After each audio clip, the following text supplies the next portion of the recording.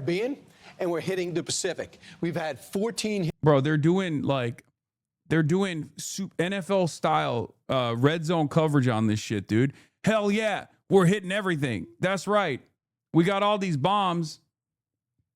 Might as well fucking use them. Who's getting this discounted oil? Guess what? China, by a staggering amount. Yeah, we get some. If you look at our color over here, yeah, we get some.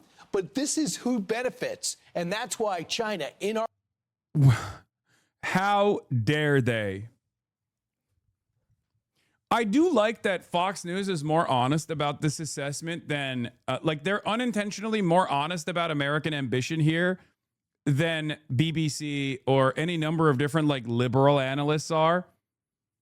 Because they're trying to basically propagandize hard and make their audiences get on board with this initiative at a time when, like, the overwhelming majority is not interested in military intervention in Venezuela, okay? Because we are living in a very different time than 2001. There's no more remnants of, like, the American boom of the 90s, okay? There's no hope left. There's been 20 fucking plus years of the global war on terror. Everyone is tired of this shit. Everyone knows the ways in which you try to propagandize for military action like this. And in the absence of a 9/11 style situation where Americans are going to get whipped up into a frenzy and a panic, they're not going to get invested. They're not going to get invested in the situation. The media environment is different. The amount of hope, or rather the social investment that the average American has about the American foreign policy initiatives is shattered.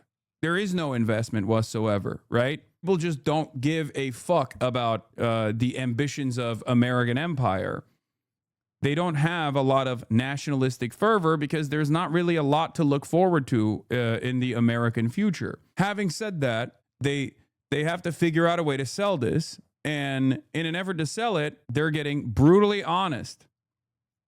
Once again, though, why the fuck should the average American care about whether Venezuela is giving oil to China or not? Like, why? Why is that a point of concern? If you are living in West Virginia, okay, and you haven't had a decent job in decades, and you're living in squalor, there's no rural hospitals in your immediate vicinity. You have to go to the veterinarian, to get immediate medical help. Many of your family members are deeply addicted to opioids. You've seen a bunch of them die to overdoses. Luckily, your family was able to hold on to a trailer that is the only thing that you have associated with your name. You turn on the television, and this fucking dipshit is like, Venezuela's selling oil to China. What level of investment do you have in this? Okay? Like, what are you? Oh, man. Wait, what? Venezuela's selling oil to China. We got to put an end to this now. Like, fuck you mean, dude? I'm sure there are people that see that and go, that's right, we got to do something about it. But the number of people that have that level of investment is diminishing, okay? That's it. That's it. You can't sell this. No matter how hard you fucking try. There's no holy war angle to it either. Like, what is the galvanizing principle here? What is the galvanizing factor here? That is the reason why I always say, like, when people talk about Israel being like this holy war, this religious war, I'm like, no, that's just a way to sell it to people. Okay? All war is around resources. Okay? But in order to get the average dumb fuck to be on board with one side over the other, you have to sell them on it. And if you just turn around and say, no, this is so that, like, Chevron executives can turn higher profit margins next year. If I'm not exactly feeling the impact of this great American decade of prosperity, I'm going to be like, I don't give a fuck about the Chevron CEO. Who gives a suck my dick?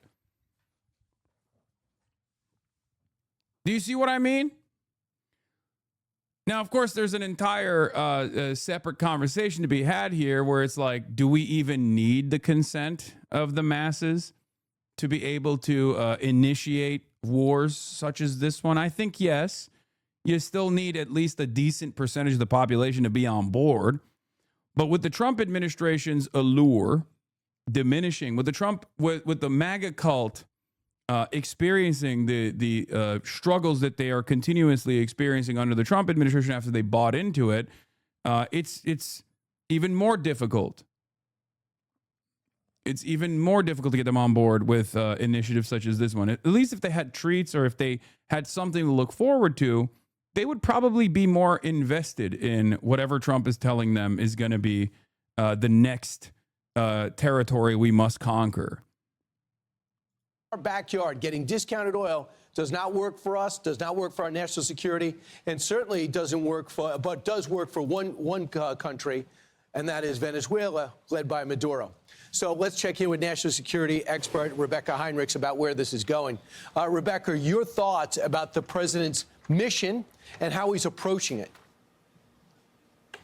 Well, look, Brian, you just did a great job at explaining that we're actually doing two things that are good for the United States' interest here. Not only do we squeeze the Maduro regime, which, of course, has this symbiotic relationship with the drug cartels, but we're also diminishing Venezuela's illicit a system of exporting oil into these other adversaries. The funny thing is that you can tie all of this up to gaming and such for normies to understand. Yes, for the gamers, the PC you saved up for now costs $1,000 more. Different components are even more costly. Okay, you're never going to get that upgrade, and you're never going to be able to get a new console because of the tariffs. Okay, that shit's more expensive too. The games are more expensive as well. Donald Trump did that.